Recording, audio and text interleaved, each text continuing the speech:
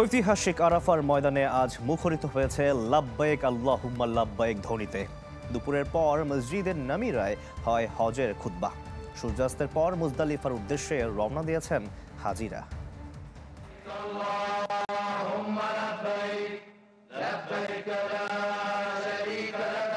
আরাফার ময়দান মুখরিত করে লাখো মুসল্লির কণ্ঠে ঝরছে একটি বাক্য,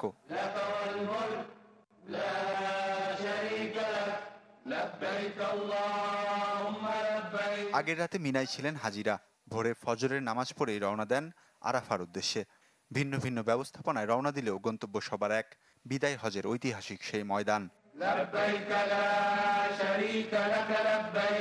দিনভর এখানে অবস্থান করেন হাজিরা। সময় পার করেন কোরআন তিলাওয়াত, জিকির, নামাজ সহ ইবাদত বন্দেগিতে। দুপুরের পর মসজিদে নামিরায় শুরু হয় হজের খুতবা।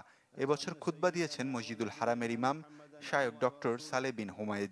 খুতবায় ফিলিস্তিনিদের জন্য করা হয় বিশেষ দোয়া।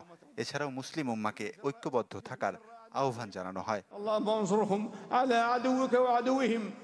সূর্যাস্তের পর মুজদালিফার উদ্দেশ্যে রওনা হন হাজিরা।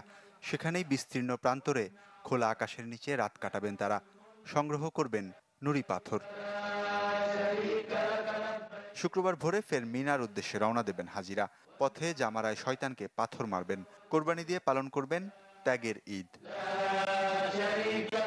ওয়ালিউল্লাহ ফারুক, চ্যানেল 24। ওয়ালটন টেলিভিশন মাত্র 25,490 টাকায় পাচ্ছেন গুগল টিভি।